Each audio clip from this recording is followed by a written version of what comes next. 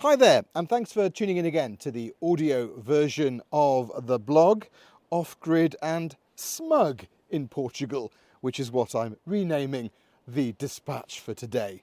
It seems we're not that crazy after all.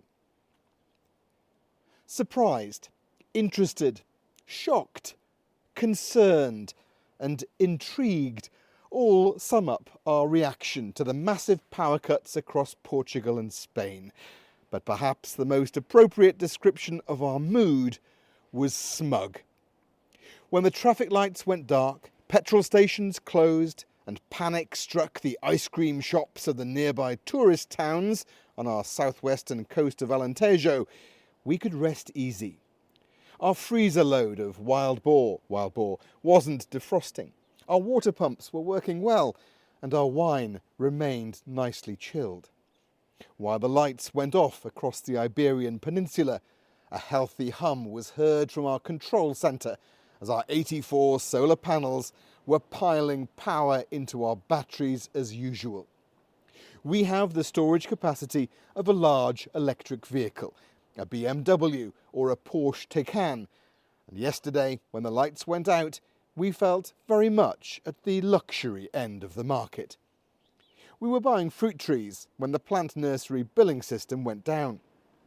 People in nearby Vila Nova de Milfontes were standing at shop doors and milling around street corners, burning through the last of the mobile phone tower batteries for online information and updates to understand why the apagão, or power cut, had happened. There was much speculation at the coffeeless cafes over what or whom might have been responsible for the outage. The explanation as to why the whole of Portugal and Spain lost electricity for many hours has to get a lot better for people to stop thinking it was Mr. Putin, Mr. Trump, or a cabal of satanic paedophiles.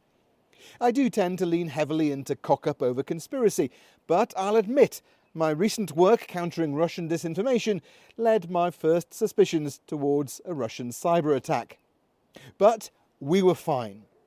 After years of learning to live off the grid, the thousands of euros of investment, power cuts and teething troubles, our system finally came into its own.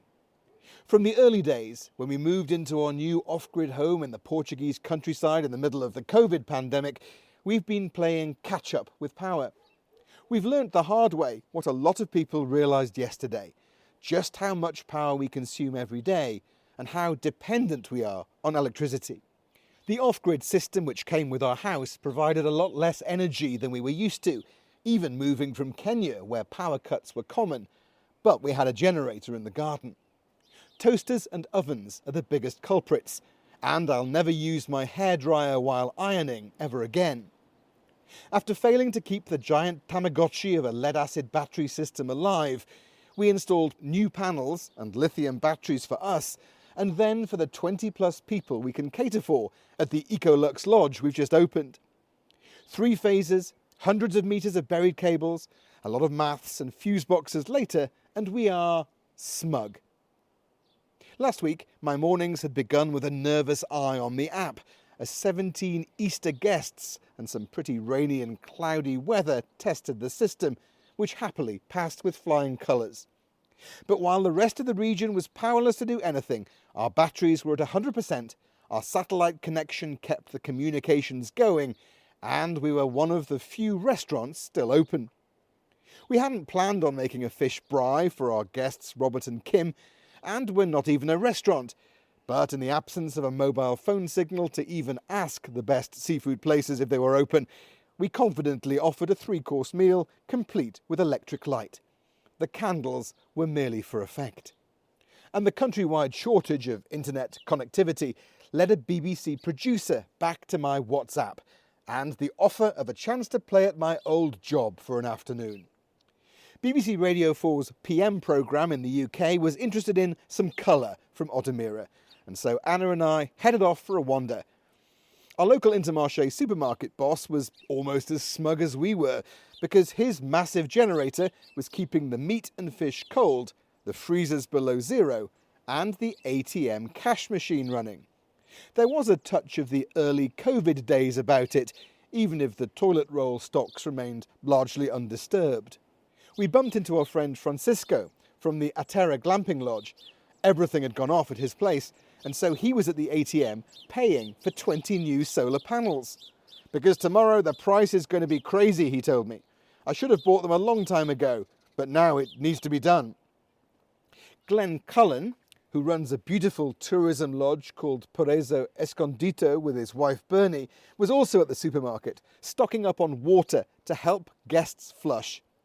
The power cut's a bit inconvenient, to say the least, he told me. Of course we have guests and we rely on pumps for the water. Electricity, as we'd expect, for the power, so cooking, breakfast, lunch, dinners. We do have gas in one of our kitchens, so we've got a standby, he said.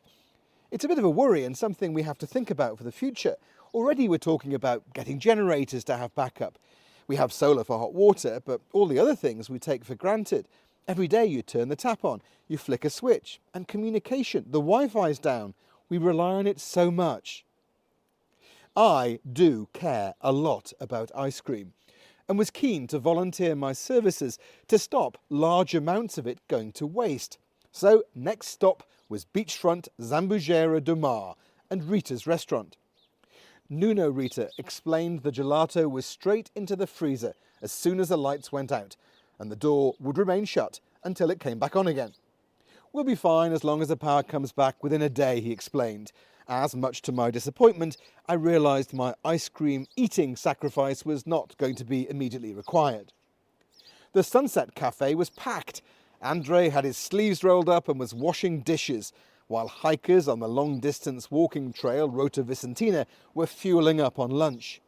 Traditional work, no lights, washing glasses with my hands, salads, sandwiches, and Portuguese bifanas, he said, talking about the traditional bread rolls filled with thin pork steaks he was dishing out to walkers. I'm pleased to say it was a mere 17 hours that our region was without electricity. Our neighbour Daniel was up before dawn as usual and spotted a distant glow from the nearby town at around 5:15 a.m. Now is a great time to talk about community microgrids rather than national grids, and how renewable energy can be better managed on a local level, however much the giant power providers may protest. Solar panels have never been cheaper, but integrating small systems into national grids are not as easy as the sell your renewable power back offers suggest. Our friend Neil's discovered it was costing him money to sell his excess power to the grid, and so invested in big water tanks and heaters instead to create different types of battery. And our neighbour Jeff in Lisbon had taken steps towards energy independence by installing panels, but because he's connected to the grid, he couldn't use them when the blackout happened. While conservative newspapers say the Iberian power cuts are proof that renewable energy can't work at scale, we have to remember that it must, and it's perhaps the traditional systems and the big power grids which need to change and adapt. And it's also a good reminder that come the next zombie apocalypse, we should be fine. All we need is a couple of extra shovels to hit them with, and maybe a shotgun. Thanks again for listening. If you want to hear the piece that was on Radio 4's PM programme, you can find it online about 35 minutes in. And as things get back to normal here in Portugal, I'll see you next time.